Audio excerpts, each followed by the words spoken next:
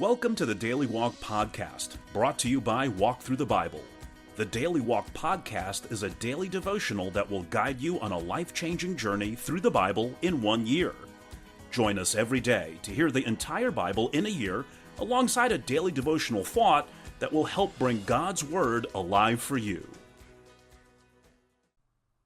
Today's Walk Thru devotion comes from Job chapters 20 and 21. Zophar now makes his last public appearance. His comments in Job chapter 20 verse 5 are addressed to the wicked, but are aimed straight at Job. The wicked will be cut off, sin and riches will devour him, those he oppressed shall see his defeat, and the fury of God's wrath shall strike him down. Then Job interrupts. The wicked do sometimes prosper and enjoy the luxury of their wealth, but ultimately they die just like everyone else. The wicked are mighty in power while they live, but then comes their destruction by God. Job concludes in Job 21 verse 34, "How can you console me with your nonsense?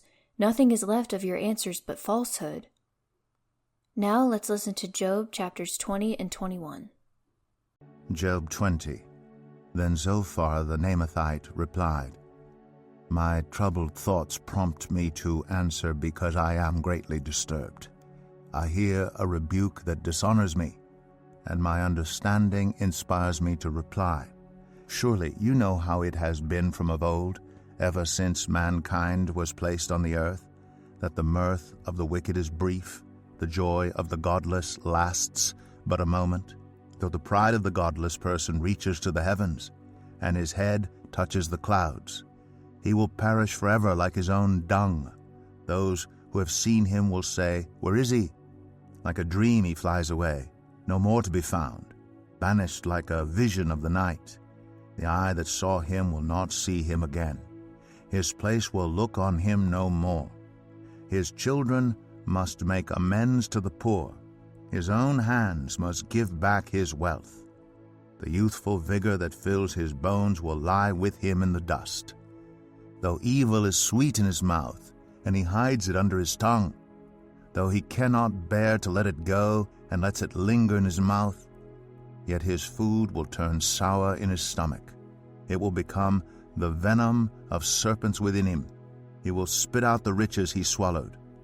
God will make his stomach vomit them up. He will suck the poison of serpents. The fangs of an adder will kill him. He will not enjoy the streams, the rivers flowing with honey and cream. What he toiled for he must give back uneaten. He will not enjoy the profit from his trading, for he has oppressed the poor and left them destitute. He has seized houses he did not build. Surely he will have no respite from his craving. He cannot save himself by his treasure. Nothing is left for him to devour. His prosperity will not endure.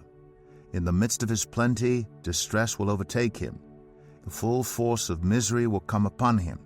When he has filled his belly, God will vent his burning anger against him and rain down his blows on him.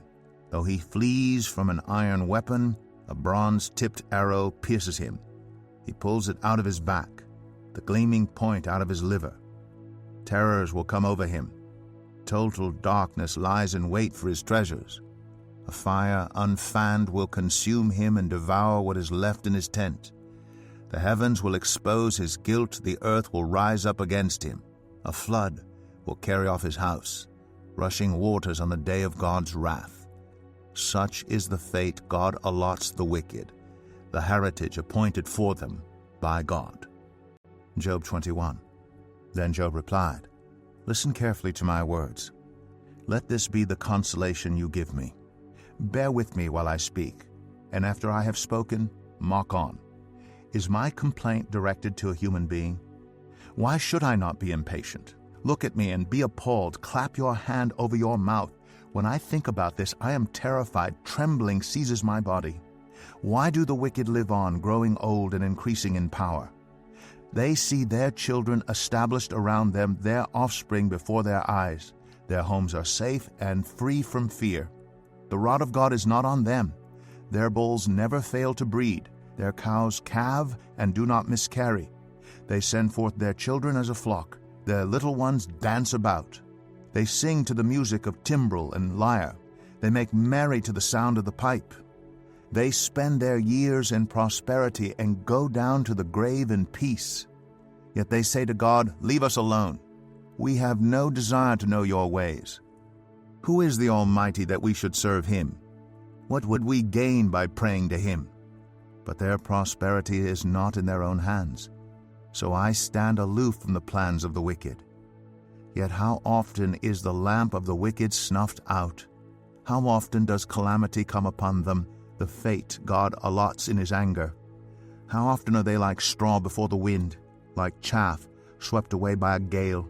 It is said, "God stores up the punishment of the wicked for their children.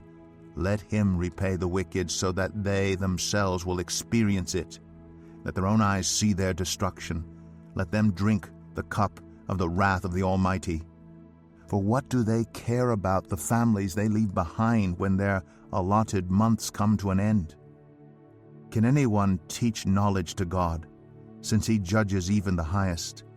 One person dies in full vigor, completely secure and at ease, well nourished in body, bones rich with marrow.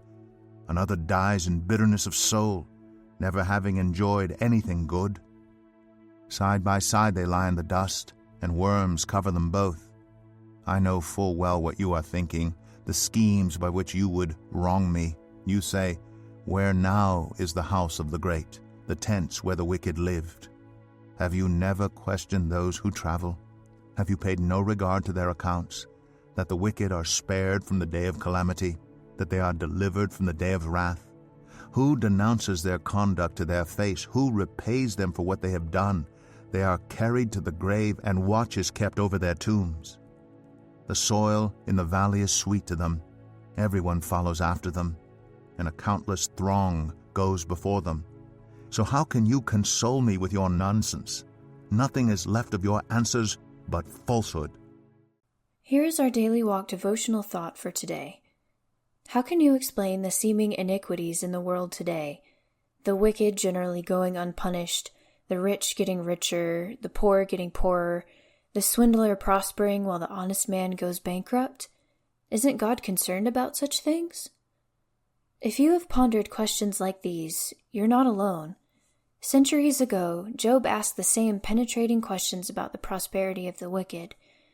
He looked around him and saw distorted business ethics, perverted justice, unpunished criminals, and unjust suffering.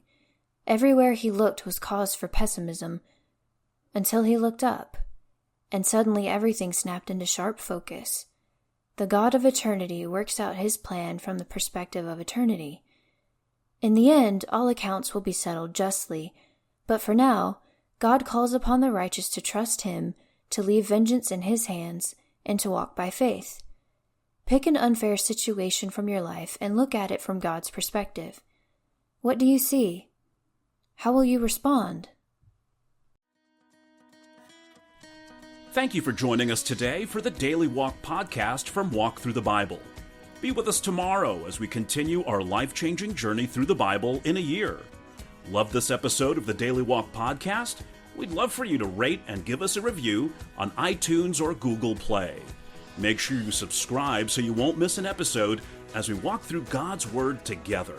For more resources to help you live God's Word, visit walkthru.org. That's WALKTHRU.org. Walk through the Bible. Take a walk, change the world.